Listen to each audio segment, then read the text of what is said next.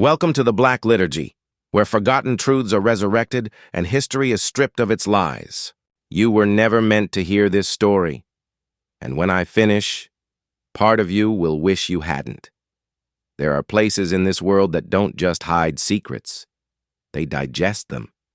They take the living, strip away their names, their histories, and feed them into something older than the walls that hold it. What I'm about to tell you is not a ghost story. It's not folklore. It's not a mystery you can solve with a clever theory. It is a record of disappearance on a scale so subtle and precise that no one screamed, no one ran, and yet, over 14 years, 117 lives ended without a single funeral, obituary, or final prayer spoken in public. The place was a convent on the edge of a salt marsh, its walls pale as unburied bone. From a distance, it looked still, harmless, even holy. But up close, if you ever dared, you'd find that there was no road to it, not one you could follow with certainty. The path appeared and vanished with the fog, like the marsh itself was deciding whether or not you were allowed to find it. And the marsh decided for reasons no man could bargain with. Those who swore they had stepped inside spoke of corridors, without end, corridors that bent where they should have been straight, doors that multiplied, numbers stamped on brass plaques instead of names. The sisters who lived there were not cruel in the ways you understand cruelty. They didn't lash, didn't shout, didn't drag anyone away in the night. They simply took you inside. And once you were there, the life you had before, your family, your work, your name, was not taken. It was erased, as if it had never been real. The parish ledger recorded the dead as numbers, not names, just a date, a tally, and the tolling of a single bell at dusk. Always once, always hollow. The bell didn't announce grief, it marked an accounting. You need to understand something before we go further. Most stories of dark places are exaggerations built on fear. The human mind loves to create drama where there's only wind and shadow. But this was different. I've seen the records. I've spoken to the few who dared to go near. What happened here wasn't chaos, it was order. A cold, deliberate process followed without deviation for more than a decade. And that means there was a system, a reason, an intelligence behind it. The locals never interfered. Not because they didn't care, but because there was an understanding, unspoken, yet absolute, that whatever lived behind those stone walls answered to nothing human. You might think you'd be braver than they were, that you'd push through. The marsh, demand answers, break through those iron gates. You wouldn't, and I can prove it. Imagine this. You're standing at the boundary fence, cedar posts jutting out of water dark as oil. You smell metal in the air, like a nail between your teeth. There's no wind, no sound but your own breathing. And then, across the marsh, one window glows. You can't look away.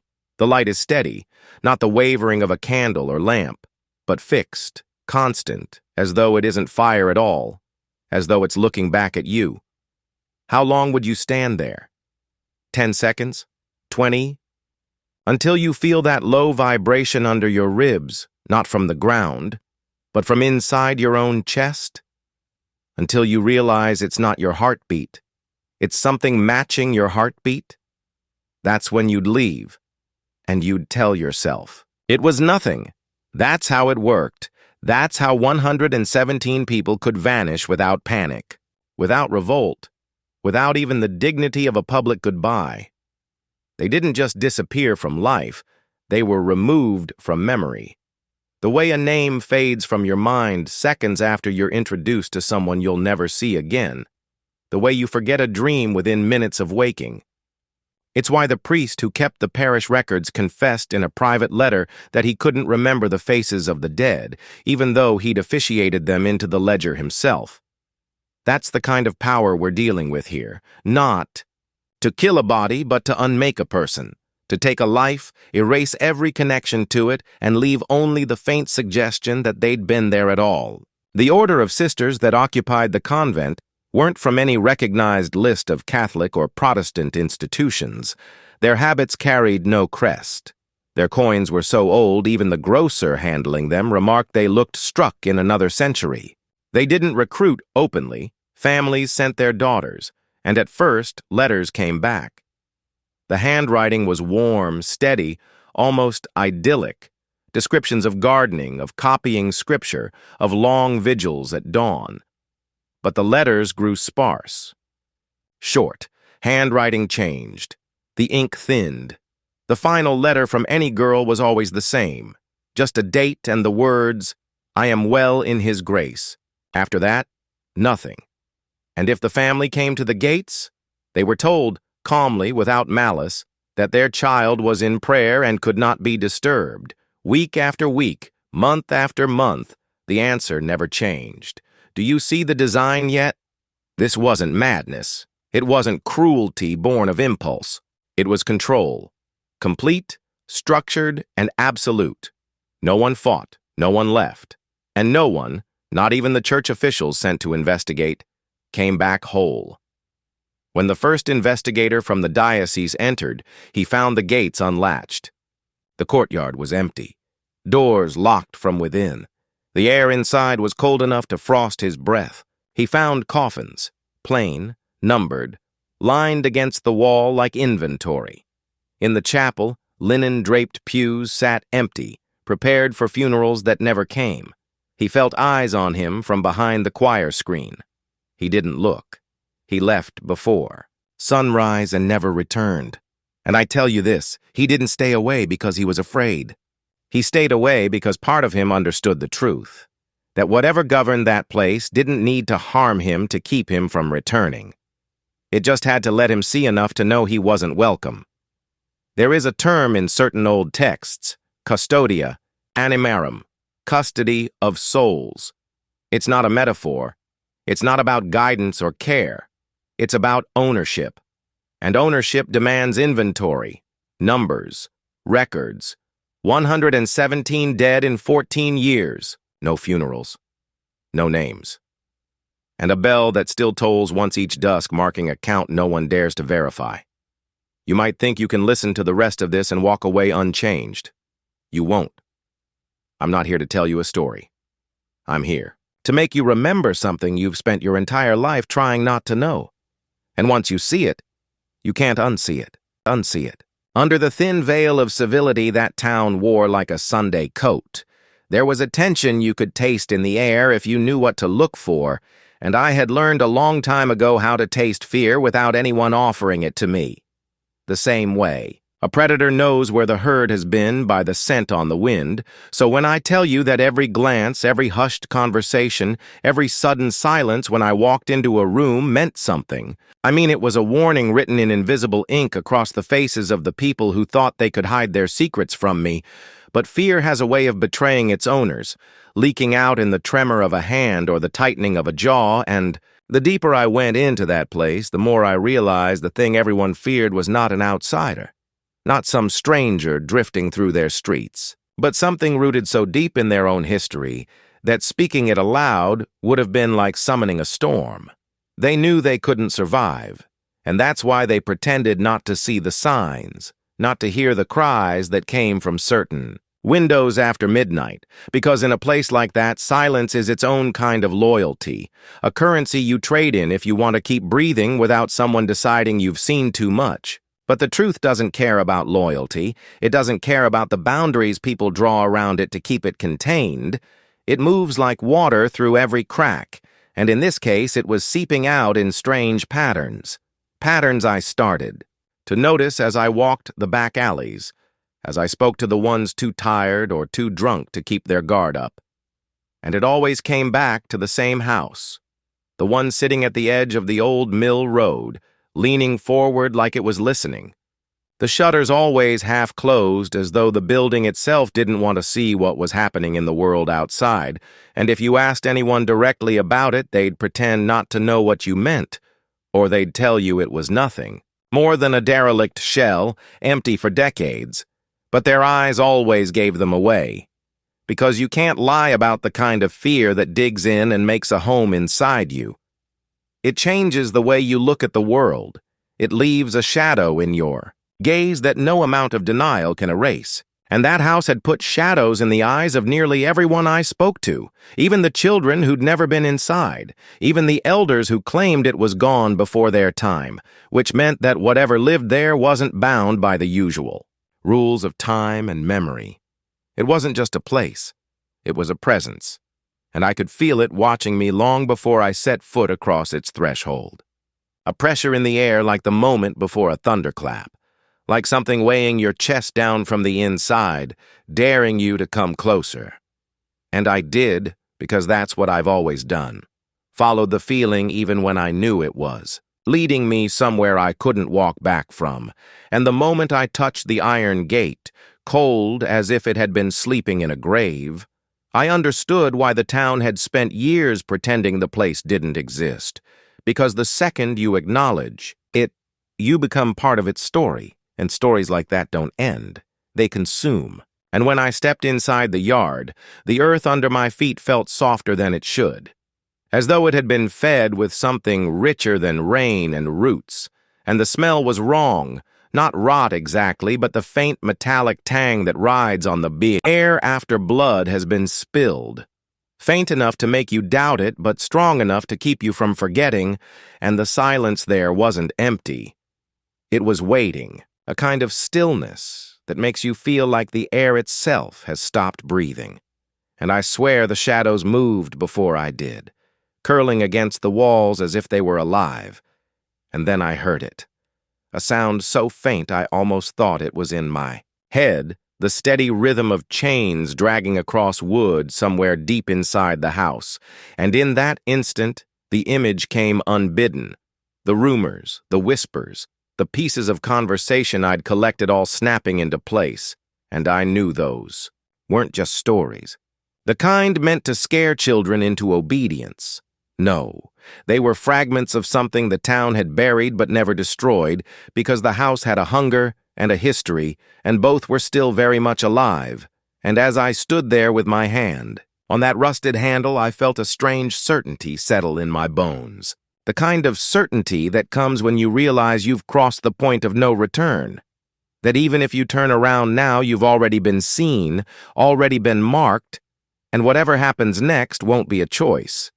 It will be the inevitable. End to a path you started walking the moment you decided to ask the wrong questions in the wrong place, and so I pushed the door open. And the darkness inside wasn't the absence of light. It was something thicker, heavier. Like stepping into water, and every step forward felt like it took more from me than it gave. But I kept going because I had to know, because the thing about secrets is they rot worse in the dark than they do in the open, and I was done letting this one fester in silence. Under the dim light of the corridor, the sound of dripping water was almost rhythmic yet uneven, like the pulse of something half alive, struggling to keep itself tethered to the world. The walls here were older than any brick should have been there. Mortar blackened not just by age, but by something that seemed to resist naming. You could feel it under your skin. A prickle that made the air feel heavier than it had any right to be. And as I walked further, my own footsteps didn't sound right. They were swallowed as though the space itself refused to allow echoes. I told myself this was just an illusion of architecture. But in truth, I knew better. This was the kind of silence that is crafted deliberately by those who understand the minds. Breaking points every corridor bent at an angle that never quite aligned with the building's original plans, and I had seen enough of these structures to know that this was intentional, the kind of spatial manipulation used to make the human brain lose its bearings to separate a man from the compass of his own body, and in those moments I thought about the people who had walked here before me, the ones who didn't get to leave, the ones who were brought here in the dead of night and led through these very hallways until they forgot where they began. The smell shifted as I moved deeper. It was faint at first, but it carried a note of iron under something sweet and rotting. I'd smelled it before in places where the truth was. Buried beneath official paperwork and sanitized reports, the sweetness was always worse than the rot, because it meant there had been an attempt to mask it, a cover, a disguise, and as I reached the end of the hallway, I saw the door. It was not locked, not even closed fully, but something about it made my hand hesitate. It was heavy, though it moved easily as if eager to let me through. And when it did, the air changed again. Thicker, harder to breathe, as though the room had been holding its breath. Waiting for a witness inside the floor was wrong, uneven in subtle ways. The boards bowing downward toward the center where a single iron grate broke the surface. I could see the faint gleam of moisture beneath it, but the shadows swallowed any depth. My eyes tried to gauge. The walls were lined with shelves, each one stacked with boxes, all identical, unmarked, except for the faintest scratches on their lids, not scratches from tools, but from nails. And in that moment I understood the boxes were not boxes at all, but coffers for what the doctors here had once called their evidence specimens, catalogued in secret and never intended to be seen by the outside world. There was a table in the corner scarred with lines etched so deep they seemed deliberate patterns, spirals, intersecting symbols older than any medical chart could justify, and as I moved closer, I saw that the lines were not carved by a blade but burned into the wood, the edges blackened and cracked, and I thought of the hands. That must have held the instruments that made them steady, patient, relentless. The kind of work done by someone who did not care if the screams reached the walls because they knew the walls were built for exactly that purpose. My eyes caught movement. Then a flicker in the corner. Not a person, but something hanging from the ceiling. A collection of objects bound together by thin wire. Small shoes, tiny shirts, buttons from uniforms, all dangling like charms on some obscene wind chime. I felt the weight of the room press harder now, not just on my body, but on my thoughts, bending them, forcing them toward the question I didn't want to ask: how many? And the answer came not in a voice, but in the cold rising from the grate, as if the ground itself exhaled, and it was in that breath that I understood this was never about medicine. It was never about curing anyone. It was about control, the kind that burrows into the bones and makes them remember even when the mind forgets. And somewhere, beyond the grate in the dark, I thought I heard the faintest echo of chains shifting. Not in anger, not in panic, but in the slow, tired rhythm of something that has been waiting far too long and still expects to wait longer. I forced myself to step. Closer to the grate, though every part of me knew there was a reason the room felt like it was leaning toward that center point. The air rising from it wasn't just damp. It carried the taste of metal and old smoke, like the residue of fires that had burned where no fire should ever be, and when I crouched, the faint light caught on something far below, something pale, moving slowly back and forth, but not with the randomness of wind. No, this movement was measured, deliberate, as if aware of me. I told myself it couldn't be a living thing, not after all this time. But that's the trick of places like this. The line between life and death gets so thin, it almost doesn't matter anymore. I straightened too quickly and the shelves rattled. Behind me, not all of them, just one. The sound sharp and final, like the snap of a latch being undone. I turned and saw that one of the so-called boxes had shifted forward just slightly enough to see that the scratches along its edge were deeper than the others, almost gouges, and something inside had pressed hard enough to warp the lid. My instinct was to back away, but the corner of the table caught my leg, keeping me in place, and it was then I realized that the patterns burned into it weren't random at all. They were instructions. The spirals led to points. The points connected to marks that matched the symbols I'd seen in old case files kept locked under government seal, the ones whispered about by men who knew better then. To write certain things down, and suddenly the room wasn't just a room, it was a map, and the grate wasn't just a drain, it was the center of whatever ritual had taken place here, the kind of ritual that demanded witnesses, but not survivors. I could hear the faint creak of the hanging objects swaying overhead, though I could feel no draft. The sound was soft, but in the stillness it was deafening. And I knew it wasn't the movement of air, but of time itself, grinding slowly through this. place wearing away at whoever stood here too long, I thought of the people who built this building. Not the laborers with bricks and mortar, but the men in shadowed rooms drafting blueprints with hidden chambers and slanted walls, making sure no doorway aligned perfectly so that anyone inside would begin to doubt their own sense of space and direction, because a mind unmoored is easier to break, and a broken mind is easier to shape. The faint, pale movement below the grate stopped, and in that silence I became aware of another sound. One I had almost missed.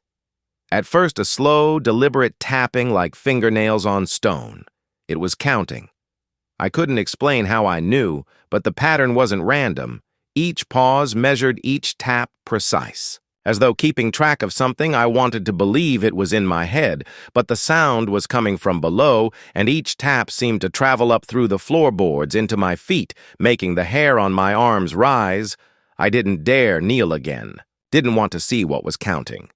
So instead, I turned toward the shelves, scanning the boxes, looking for anything that might explain what happened here. One was different, not in size or shape, but in weight. When I tried to move it, it resisted. As if something inside had rooted itself to the wood, I pulled harder, and it gave with a suddenness that almost sent me sprawling. The lid came loose and the smell hit me first. Not rot exactly, but something worse. The heavy, cloying odor of preserved flesh. A smell that carries the false promise of time held still. I looked inside, and what I saw was wrong in ways my mind struggled to frame. It was a mask, but not made of leather or porcelain. It was made from a human face, stretched and treated. So the features were smoothed to near anonymity, except for the eyes, or rather the empty spaces where eyes had been, and behind those holes, something black and glistening clung to the inner surface. I dropped the lid and stepped back, and in that same instant, the tapping from below stopped and the entire room seemed to lean in as though waiting for my next move. The hanging objects swayed again, though still without wind, and the faint sound of their shifting filled the air like whispered voices overlapping too quickly to separate. I could feel the weight of them pulling me toward the center again, toward the grate, toward whatever pale thing waited in the dark below. The tapping started once more faster, now more insistent no longer, counting but calling, and in that sound there was an understanding that chilled me more than anything I'd seen, because it wasn't trying to frighten me, it was inviting me, and that was infinitely worse.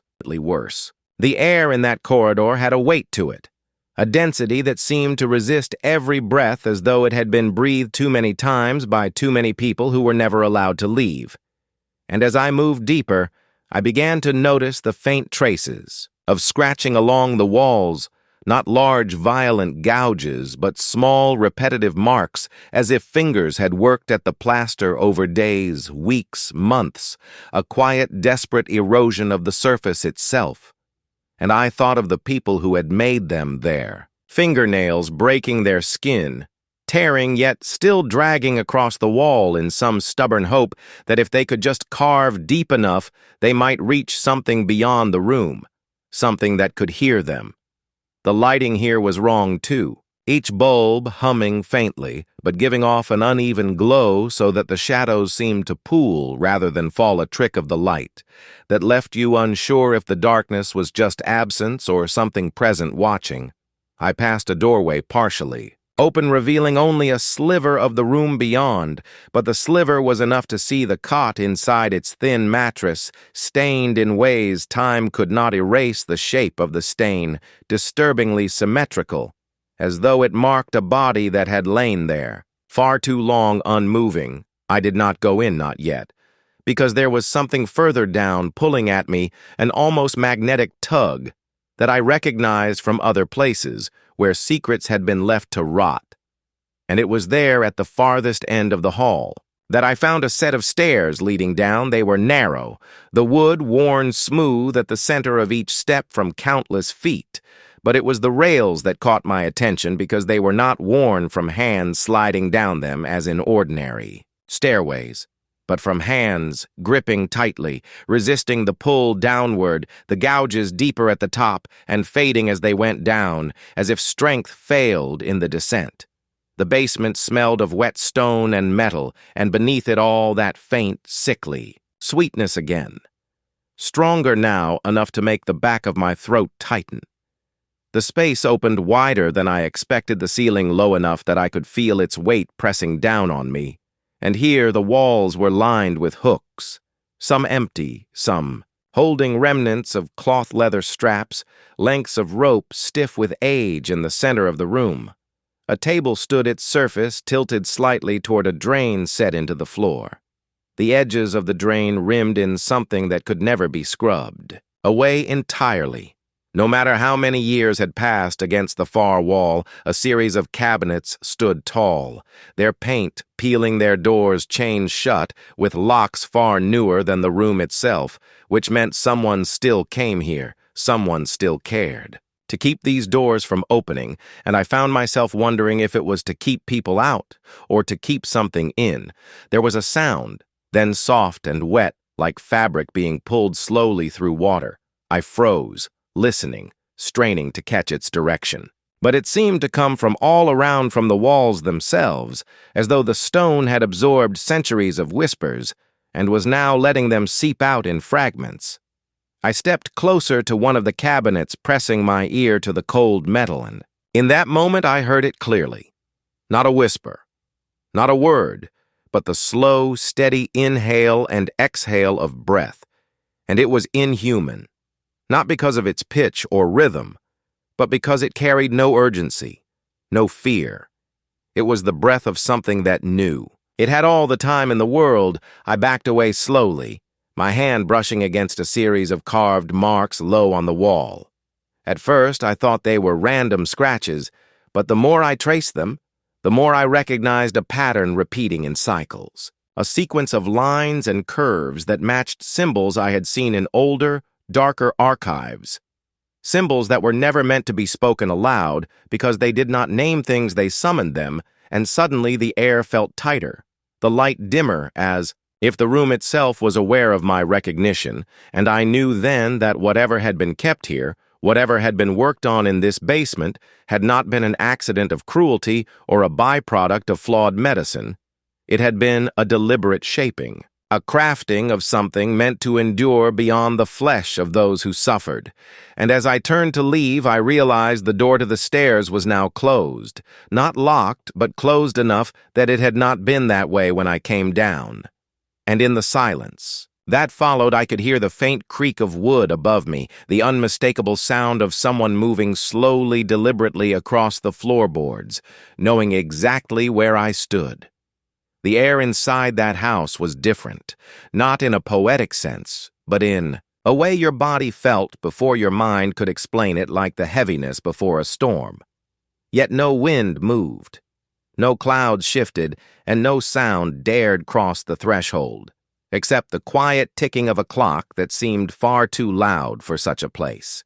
The walls held stains that no amount of scrubbing could erase, not because the dirt was stubborn, but because what had seeped in was not dirt.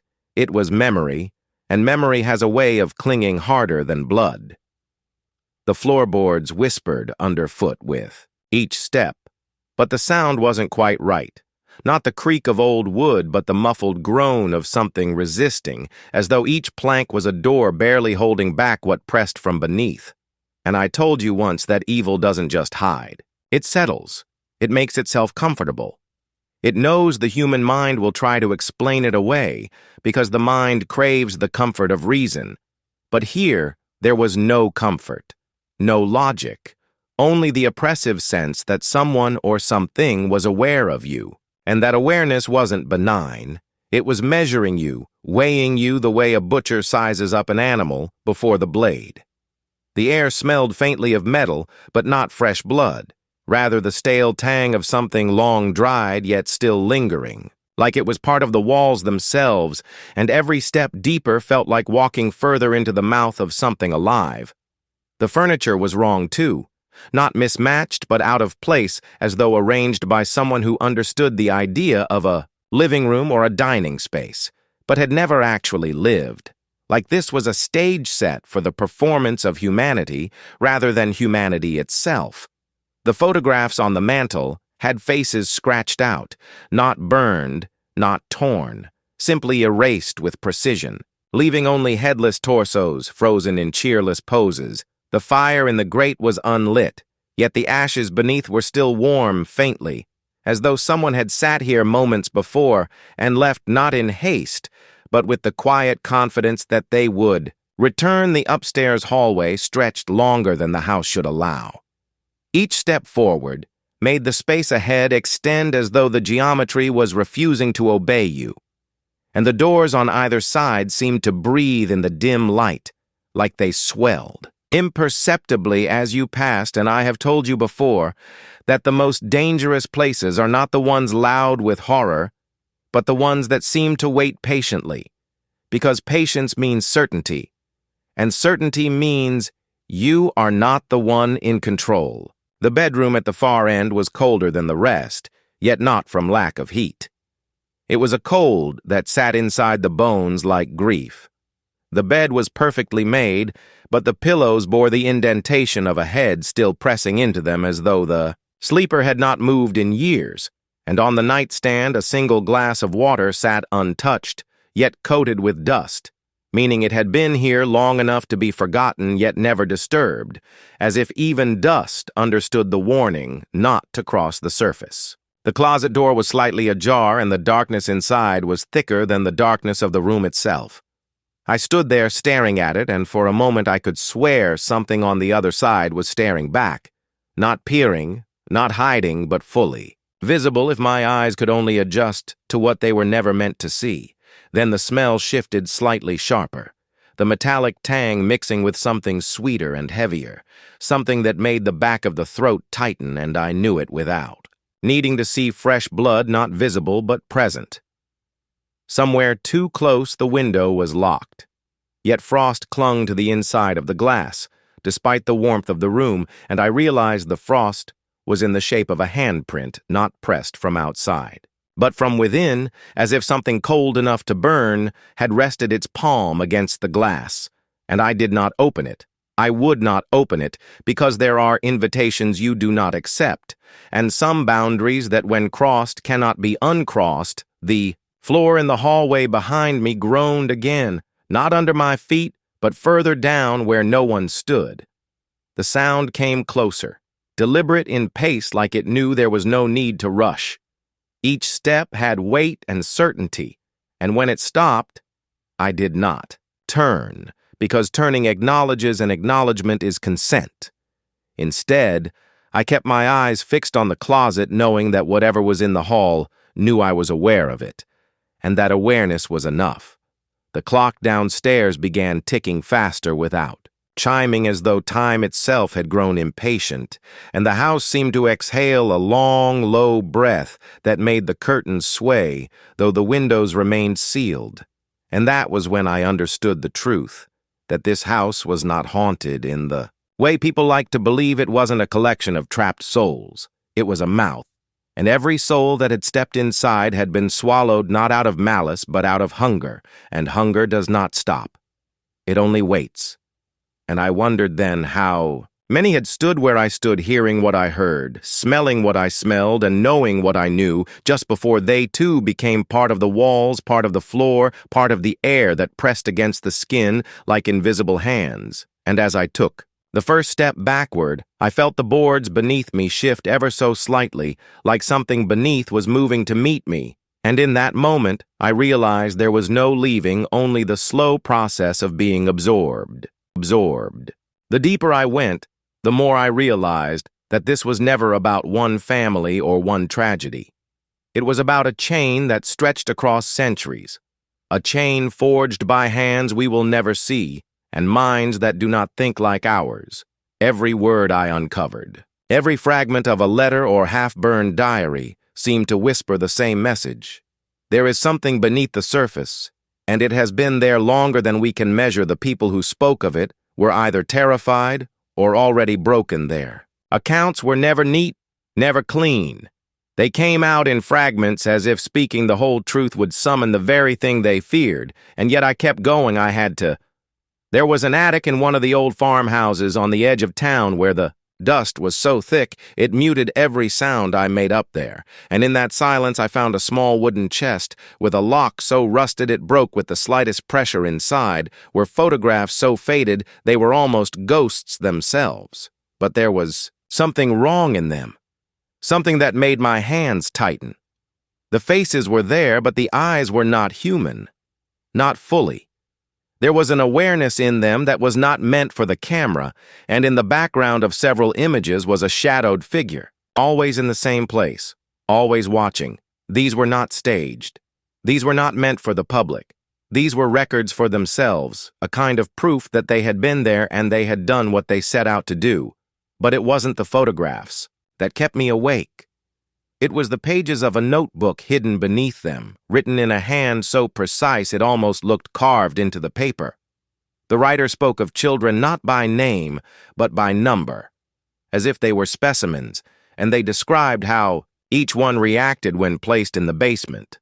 Some screamed until they collapsed, others went silent within minutes, and a few began speaking in languages no one recognized. The writer called these the successes they were obsessed with what happened.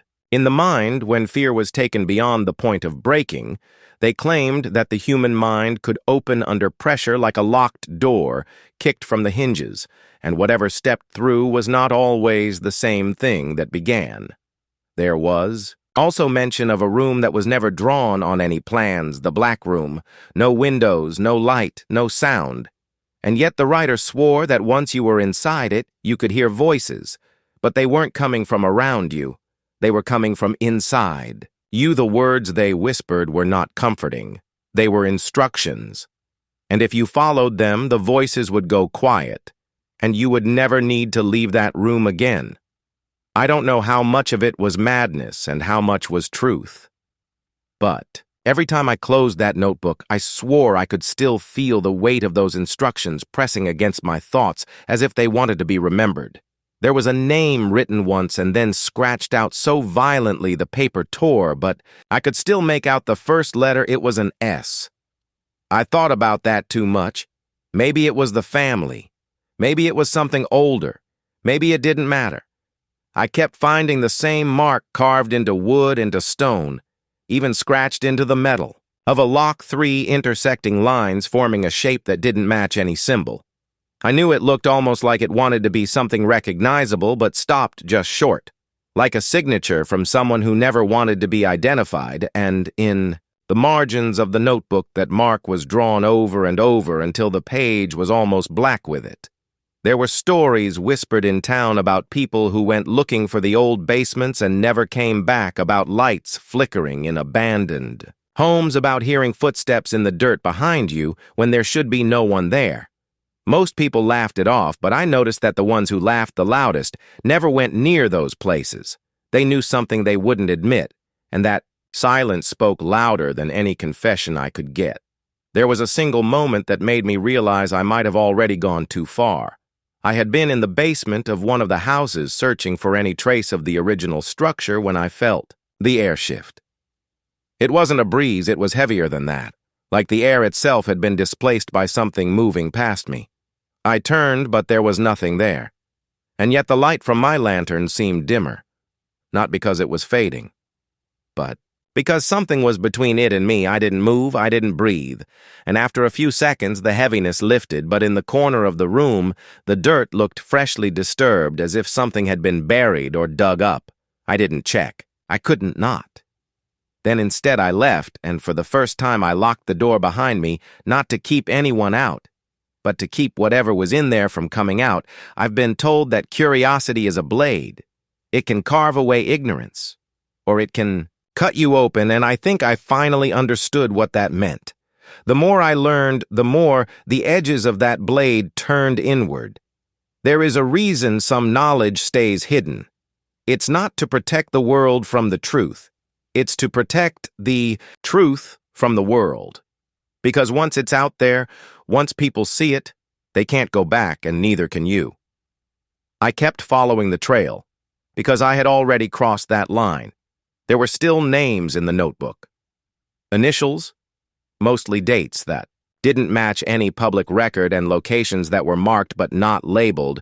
Every one of them pointed to another place where something had been hidden or buried or locked away, and I think I finally see the pattern. They were never trying to erase their history. They were trying to scatter it so no one could piece it together, because if someone did, if all those pieces ever came together, it wouldn't just be a story anymore. It would be something you could see, something you could touch, and maybe something that could see and touch you back. Under the dim, flickering light of that hallway, where dust seemed to move with its own consciousness, and each creak of the floor carried a warning, you could feel the air thickening, as though whatever lived here wanted you to taste the weight of its presence before it revealed itself fully. And I told you then that there are places where human cruelty and something older than cruelty have fused together, where the line between what man builds and what man is consumed by has blurred so completely that stepping across the threshold is less an act of curiosity and more a contract signed in ignorance, a binding agreement that you will see what you were never meant to see and carry it with you until it rots something deep inside.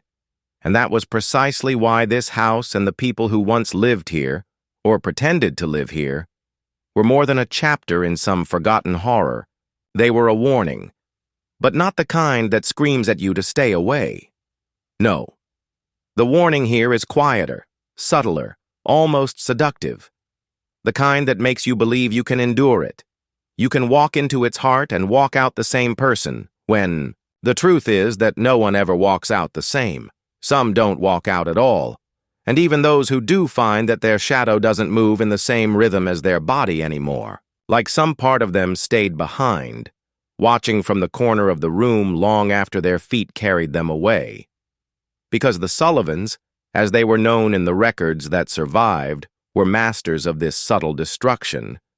They didn't simply harm the body. They rearranged the mind, and not through crude methods alone, no. Their methods were layered, orchestrated like music you couldn't hear but could feel pulling at the strings of your thoughts until you couldn't tell which impulses were yours and which had been planted like seeds in fertile soil, left to grow in the darkness of your own subconscious until they sprouted into actions you couldn't explain.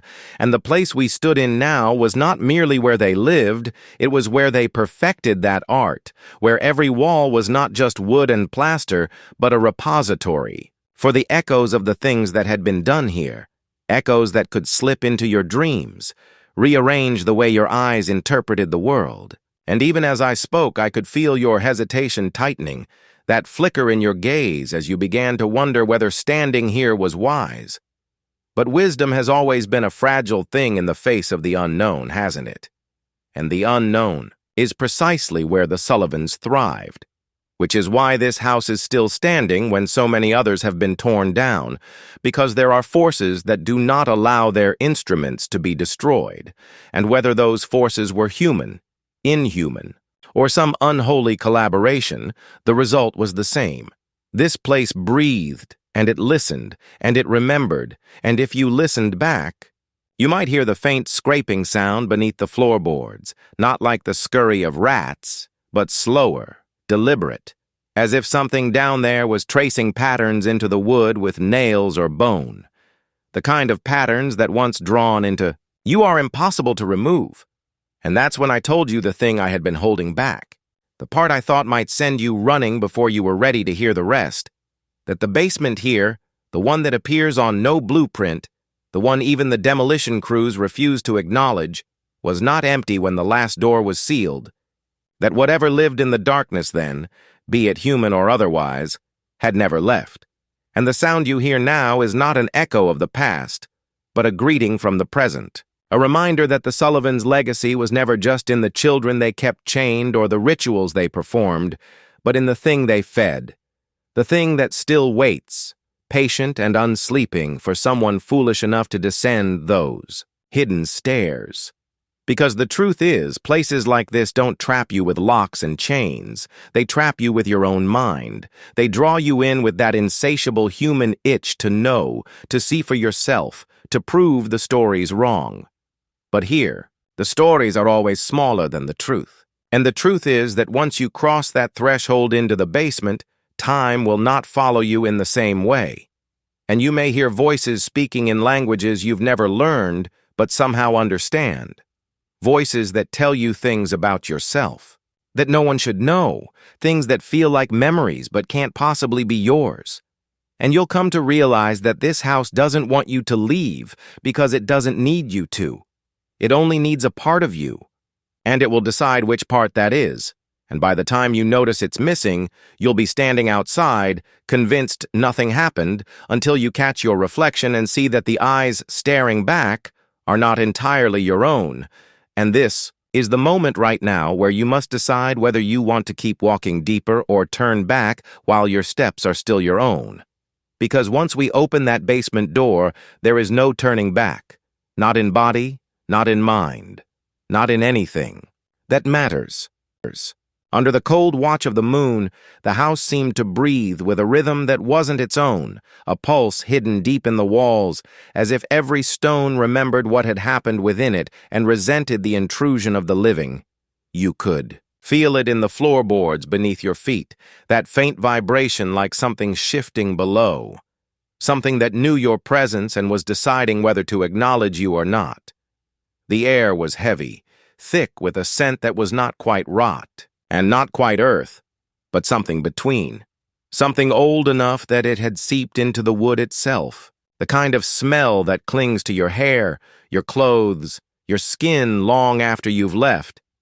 If you ever leave, you moved through the hall without making a sound, but the silence fought back, making the smallest creak of your steps ring too, loud, too deliberate. Like the house wanted to let whatever was listening know exactly where you were.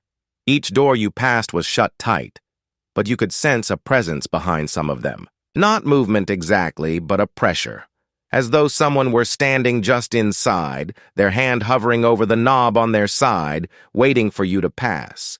And the paintings along the wall watched you with that awful stillness where the eyes don't quite follow, but you're certain they know. Your reflection in the glass warped slightly, thinner than you should be, taller than you should be, like the house had a version of you it preferred. At the end of the hall, the staircase waited, curving down into a lightless throat.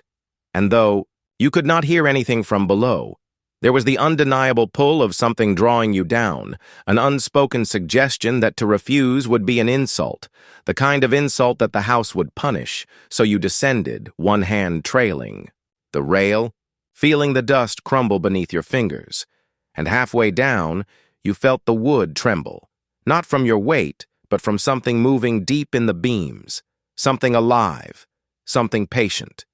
The basement smelled stronger now, like the air was denser. Pushing against your chest, you reached the bottom and stood in front of the door that should not have been locked, but was. Its iron latch cold enough to burn your skin, and as your fingers closed around it, you felt a jolt run through you, a sensation like recognition, as if the door knew your hand and had been waiting for it. The lock clicked open with a reluctant sigh, and the darkness inside was total. A perfect absence of light that felt almost solid. Stepping inside was like crossing into another element entirely. The air was colder, wetter, and you realized that what you had taken for silence was in fact a low, steady sound, not quite a hum, not quite a whisper, something between the two. And it grew louder as you moved deeper. Shapes began to emerge from the dark, not from light, but from the way the blackness shifted, revealing the outline of chains, dozens of them, some hanging empty, some swaying though there was no wind. The smell was overwhelming now, metallic and sweet in a way that made your teeth ache. And as your eyes adjusted, you saw the walls were lined with shelves, each holding glass jars, hundreds of them, and inside each jar something floated, pale and shapeless at first glance. But as you leaned closer, you saw faces, distorted as though pressed against the glass from the inside, mouths open in silent screams, their eyes moving sluggishly to follow. You! The hum had turned into a vibration in your bones, and it was coming from the far end of the room where a single chair sat, bolted to the floor, and though it was empty, the leather straps hung open as if they had just been undone, the metal buckles still swaying slightly. A presence filled the space around it, thick enough that you almost couldn't step closer, but you did because something in you needed to know. And when you reached the chair, the humming stopped, replaced by a sound so quiet it barely existed. Your own name, spoken right next to your ear, but the breath that carried it was cold enough to sting. You turned, but there was nothing there, just the jars, just the swaying chains. But the name came again, softer this time, as though it was moving away from you, drawing you toward a narrow passage at the back of the room that you had not seen before, its entrance framed in rough stone, too low to stand upright. The air spilling from it was warmer, wet against your face, carrying a sound that was almost a heartbeat. You followed, on hands and knees, the walls closing in until your shoulders brushed them and the stone grew slick, like it was sweating. The heartbeat grew louder until it was all you could hear. And then you emerged into a chamber carved from the rock itself, the floor covered. In a shallow pool of dark water, and in the center stood a figure unmoving, its skin the color of ash, its eyes closed but its mouth moving in a slow, deliberate whisper. You couldn't understand. The water rippled outward from its feet, though it had not moved, and you realized with a sick heaviness that it was not breathing but the chest still, rose and fell, as if something inside it was breathing for it. The whispering grew faster now, the words forming shapes in the air, curling upward like smoke. And though you did not know the language, you understood the intent. It was calling something, and the water around you began to stir, shapes moving just beneath the surface, brushing against your legs. You backed away, but the figure's eyes snapped open, not with surprise, but with the inevitability of a trap closing, and they were not eyes at all, but deep, bottomless pits, the kind of black that feels like falling. And the last thing you felt was the water pulling at you, not down but inward, into that gaze, into that place behind the eyes where the darkness waited and wanted and would not let go. The silence of that room was not empty. It was saturated, thick, and unyielding, like the air had been wrung out of its warmth and replaced with something far older than the house itself, something that had been waiting long before any of them were born, something patient, calculating, and utterly certain that no one who crossed its threshold would ever leave unchanged.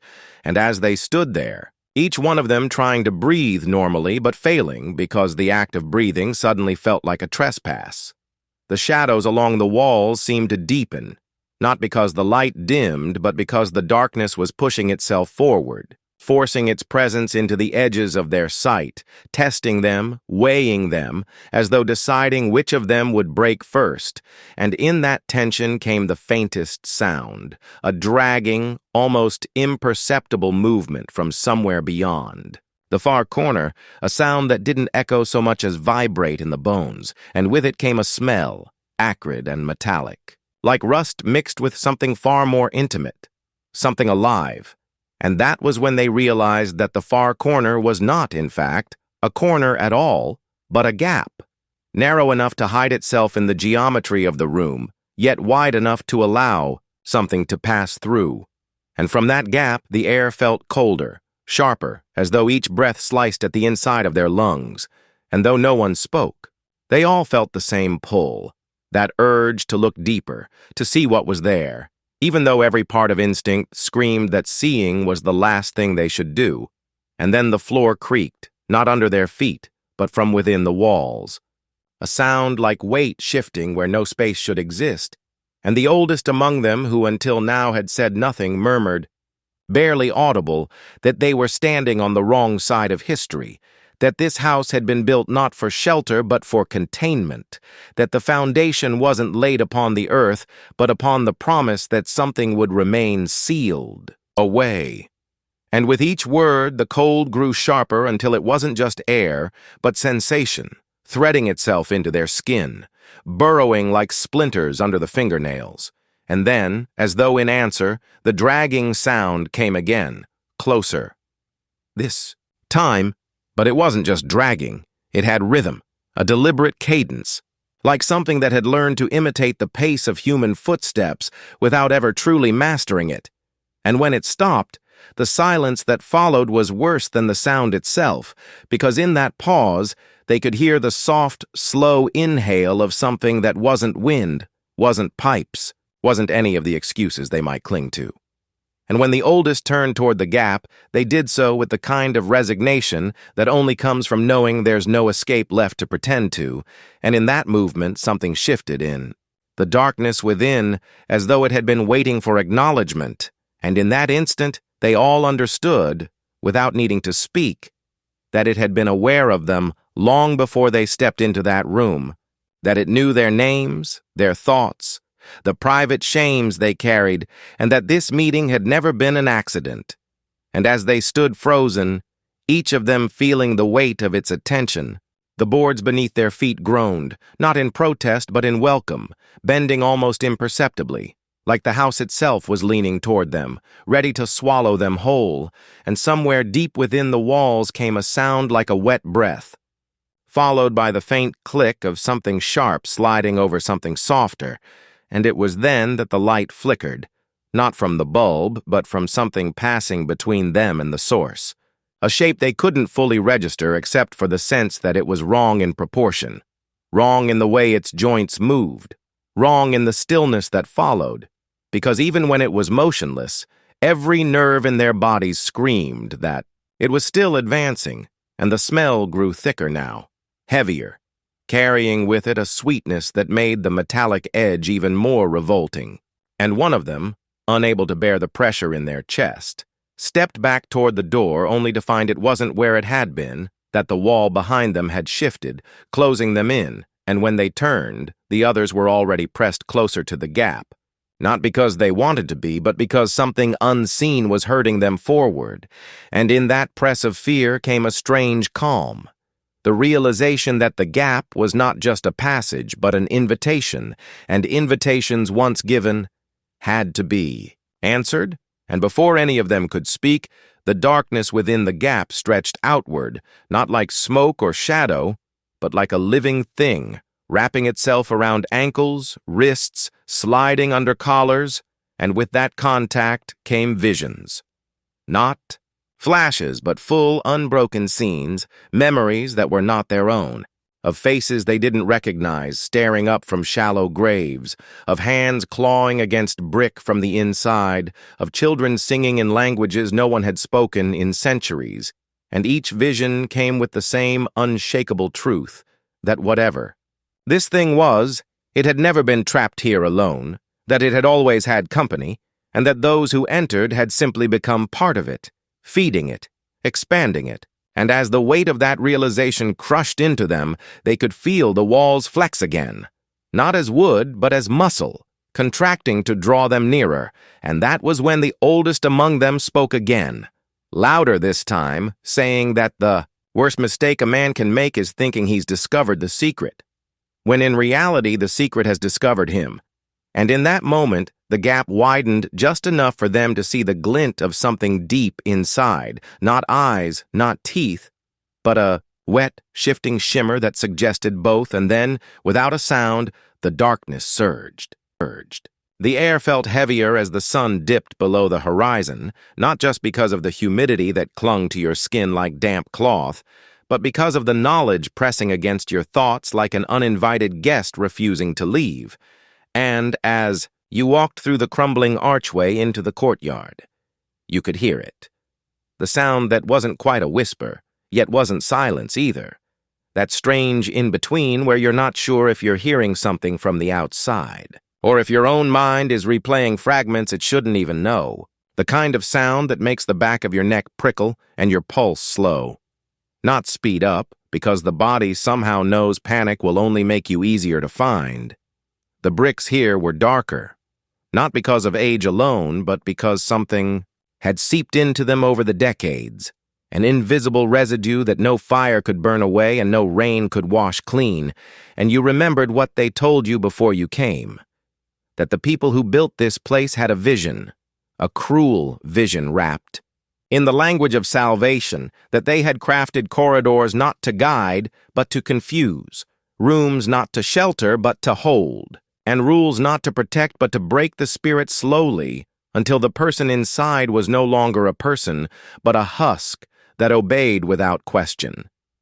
You moved forward, every footstep echoing too long, too loud, as if the building wanted to hear you, coming, wanted to measure your weight, your pace, your hesitation, and though the courtyard was open to the sky, you felt caged, the walls high enough to blot out any sense of escape, the windows above you all covered from the inside with fabric, so thick you couldn't tell if they were blocking light or eyes. The voice in your mind, the one you swore wasn't your own, kept saying that those windows were not for looking out of, but for looking down into you, cataloging you, studying every movement like an animal in a pen, and you couldn't shake. The memory of the stories you'd read late at night, about the children who came here and never spoke again, about the ones who grew into adults but kept their voices locked somewhere deep in their chest where no key could reach.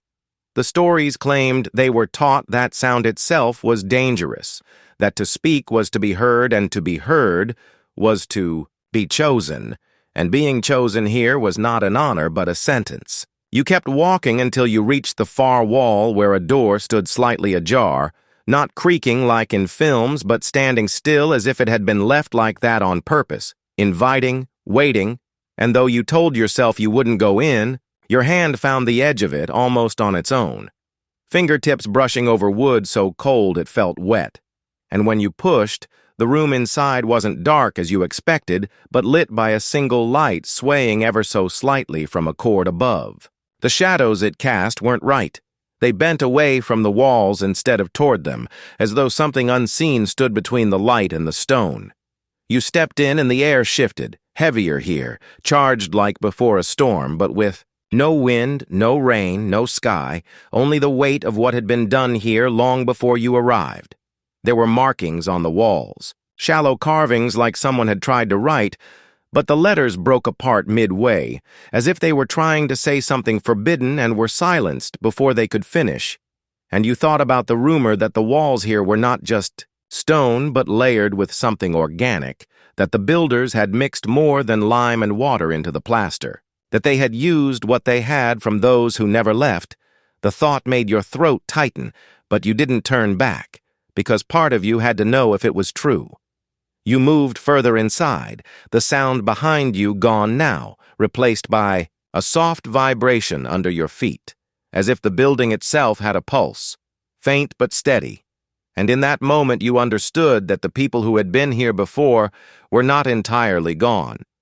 They were part of this place, not in memory or in spirit, but in substance, bound into the very structure, so that even if the walls were torn down brick by brick, what had been done here would never truly leave. You closed your eyes for a second and thought you could hear it. Not words, not screams, but a kind of low, collective breath, the sound of those who no longer needed air but still remembered, the act of breathing. And you wondered how many generations had passed since the first one was trapped here. How many had been born in these walls without ever seeing the world beyond them? How many had been told the sky was a lie, that freedom was a sickness, that obedience was the only cure, and it made sense in a sick way, because the people who controlled this place understood something most outside never would, that the easiest way to control someone forever was to make them believe they had never been free, and in the dim, swaying light, you realized that was the point. Not punishment, but erasure. Not death, but redesign. And as the vibration beneath you grew slightly stronger, you had the sudden, nauseating understanding that the building knew you now, that it had measured your steps, your breath, your hesitation, and that it might already be deciding where to put you when it decided you would never leave.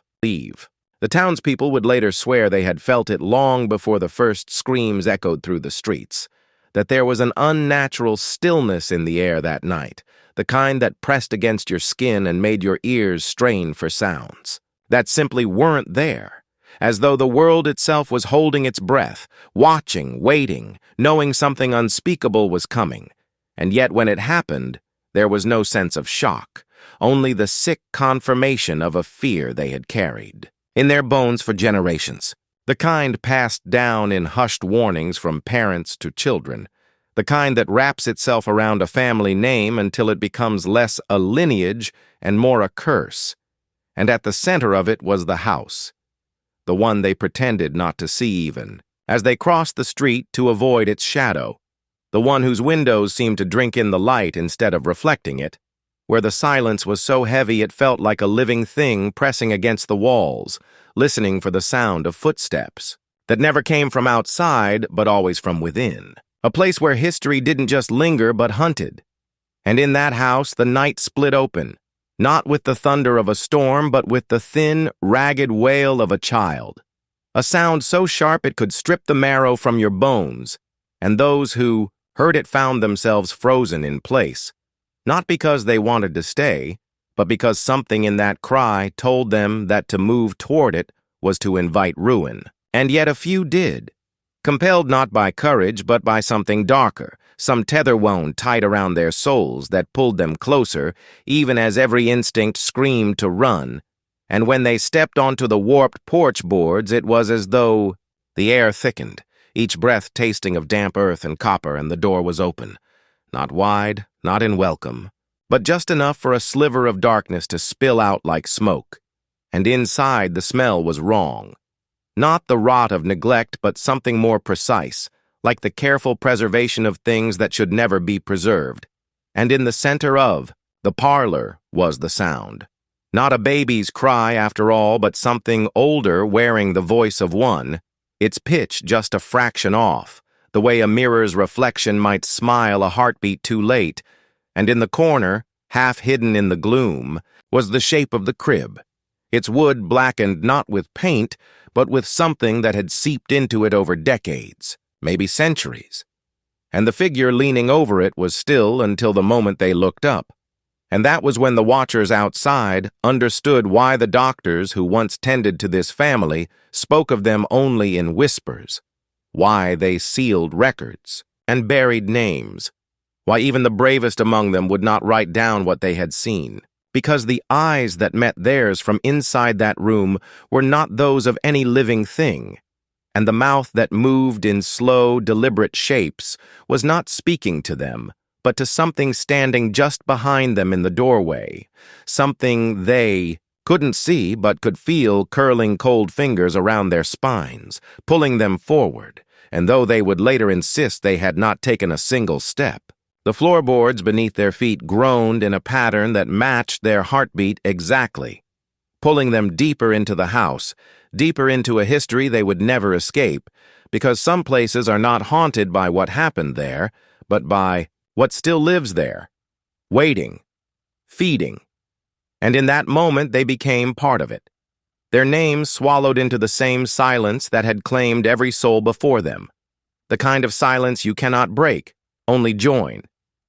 They would not remember the exact instant when the threshold vanished behind them, when the night air was replaced by the oppressive stillness of the house. But they would remember the smell, sharp and metallic at first, then sweet and cloying like overripe fruit, the scent of something long dead yet kept from decay by unnatural means. And as their eyes adjusted to the dim light, they saw that the walls were not as they seemed. For beneath the faded wallpaper, shapes pressed outward as if something on the other side was trying to push through, slow and patient. And the closer they looked, the more they realized those shapes were not random but deliberate, almost human, in outline, as though the house itself was storing impressions of those who had come before, holding them in its skin like pressed flowers in a book, and the sound they had followed was no longer a cry but a low rhythmic hum, a lullaby in a language that had no words, just tones that shifted in ways that made their stomachs turn. And the figure at the crib moved in a slow, swaying motion, its back to them, the fabric of its gown stiff with stains that had darkened over time, its hair hanging in thick ropes that gleamed wetly even in the dim light, and when it turned its head just enough for them to see half its face. They realized the skin was stretched too tightly over the bone, the cheek hollowed in a way that suggested not hunger, but removal, as though something had been taken from within and never replaced. And yet the eyes shone with a terrible brightness, reflecting a flickering light that had no source in the room. And then it smiled, not wide, not grotesque, but with the measured curve of someone who has waited a very long time for you to arrive. And its voice, when it came, was not spoken, but pressed directly into their minds, bypassing ears entirely, telling them not to be afraid because they had always belonged here, because the blood in their veins was the same blood that had soaked these floors long before they were born. And even as they tried to deny it, images began to bloom in their thoughts. Memories that were not their own yet carried the weight of truth. Visions of candle-lit gatherings in this same room where faces were hidden behind masks of bone, of children, with blank eyes standing perfectly still as hands traced patterns across their skin, of something vast and unseen breathing just beneath the floorboards. And the more they tried to resist, the more those memories pressed inward until they felt themselves drowning in them, their own past dissolving into something older, something that had no beginning, and the figure at the crib lifted its arms in a slow, deliberate motion, revealing that what lay in the crib was not an infant, but a bundle wrapped in fabric, so stained it was impossible to tell its original color, and from that bundle came the hum, the sound vibrating in the air like the pluck of a string pulled.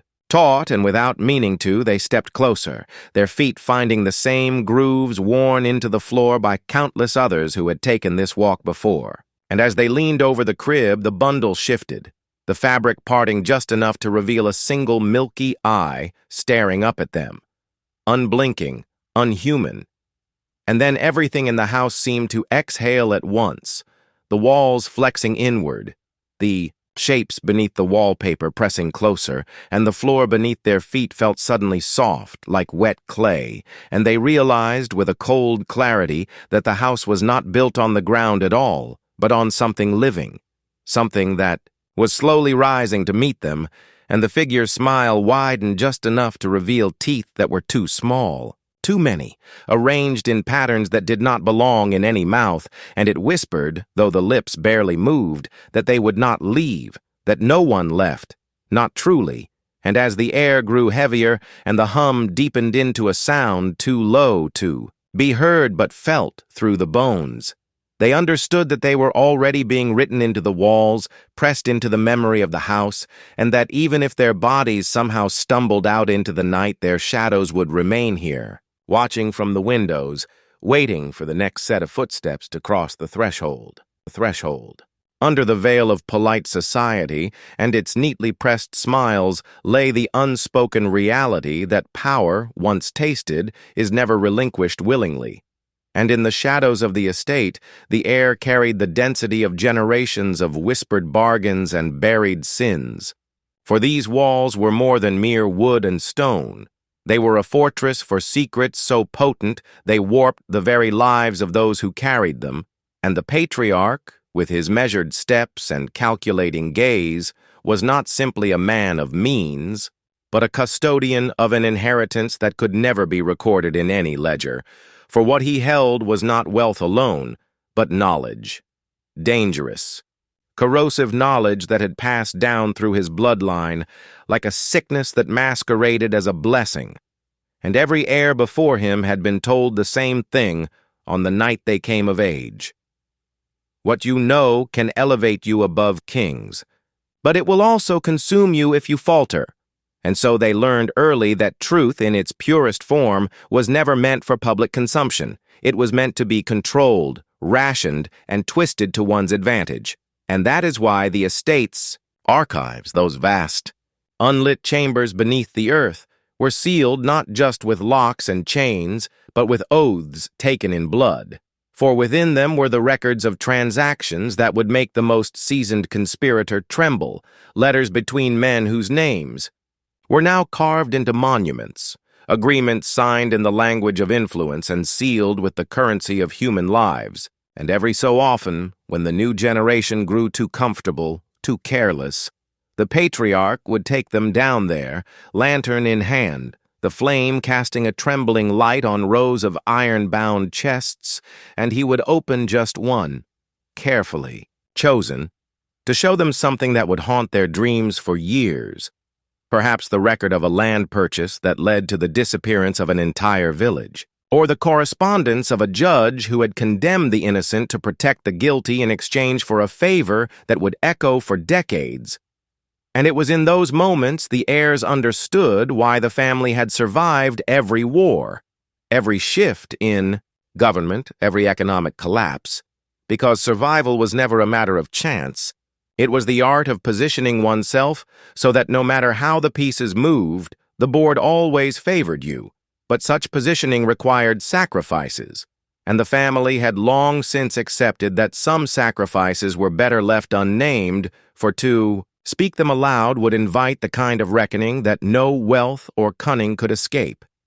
Yet within this philosophy lay a curse, for every member knew that once they bore the weight of these truths, there was no escape except through death, and even then, the grave offered no certainty, for the dead had a way of speaking in this family, through records, through legacies, through the very way the world bent itself to their will.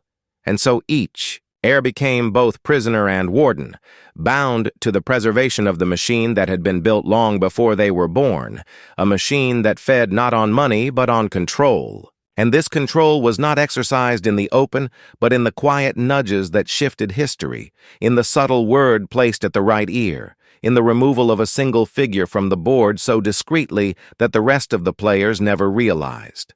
They had been cornered, and this was why the patriarch smiled so thinly when outsiders spoke of fairness or justice. For to him, such concepts were nothing more than illusions sold to the masses to keep them predictable, and in the end, predictability was the truest form of wealth, more valuable than gold, because when people could be predicted, they could be controlled, and when they could be controlled, they could be used. And so the cycle continued, generation after generation, the heirs learning to smile in public and scheme in private, to offer charity with one hand while tightening the noose with the other. And in this dance of civility and ruthlessness, the estate stood as both stage and sanctuary, a place where the mask could be removed and the reality faced without fear of judgment, because here, among their own, there was no need to pretend. They were anything other than what they were, architects of influence, masters of manipulation, and keepers of the kind of truths that could, if unleashed, unravel the very fabric of the nation they claimed to serve. Yet the irony was never lost on them, that while they held the power to destroy, they also had the most to lose if destruction came. And so their preservation was not merely selfishness, but necessity, for in their survival lay the stability of the structures they had built. And if those structures fell, chaos would follow, a chaos that would not discriminate between the guilty and the innocent.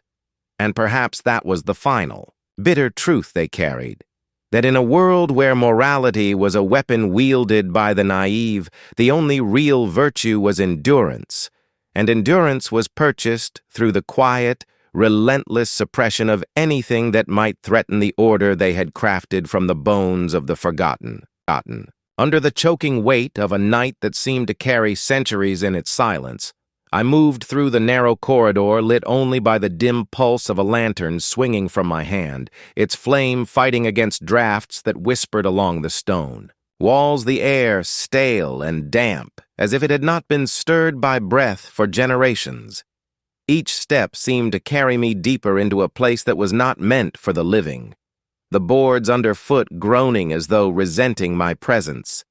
The smell here was layered with mildew dust, and something metallic faint, but lingering enough to set my teeth on edge.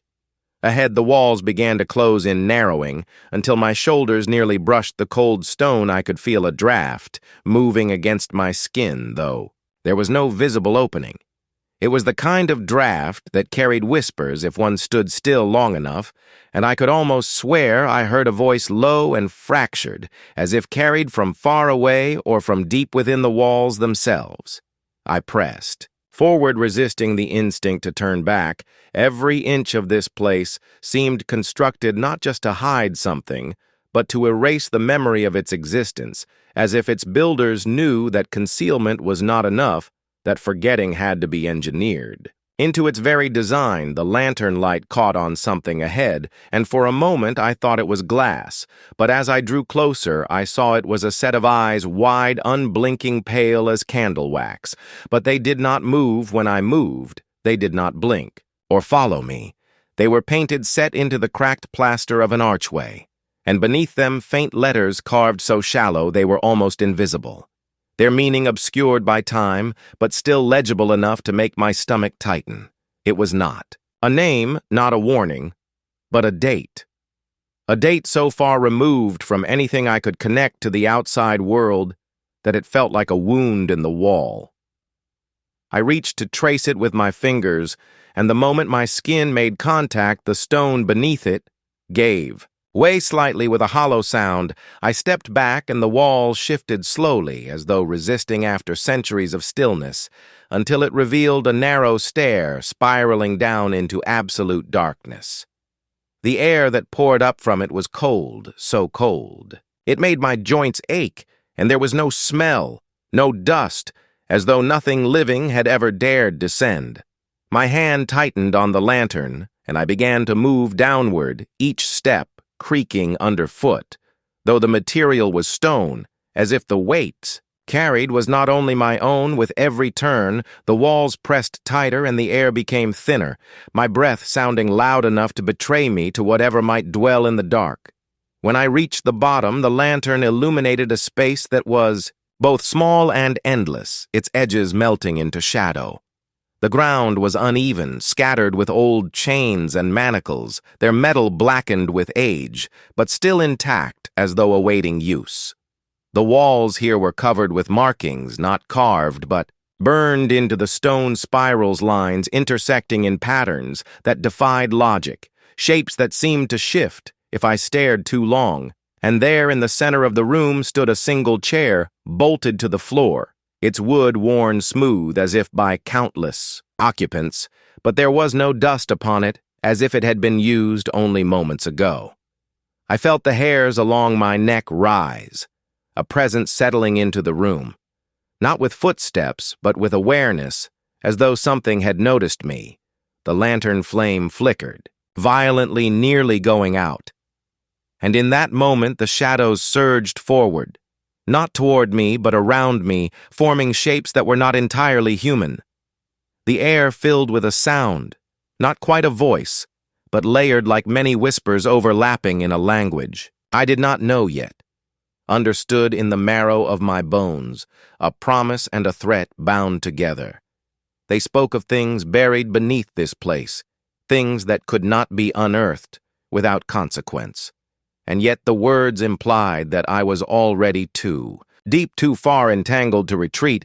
My hand moved instinctively toward the chair as if some force meant for me to sit, and in the moment my skin brushed its armrest, the lantern died, plunging the chamber into a darkness so complete it was a substance, pressing against my eyes and mouth, and in that darkness I understood the truth, not with my mind, but with something older, that the place was not abandoned, not forgotten, not hidden. It was awake, and I was inside it.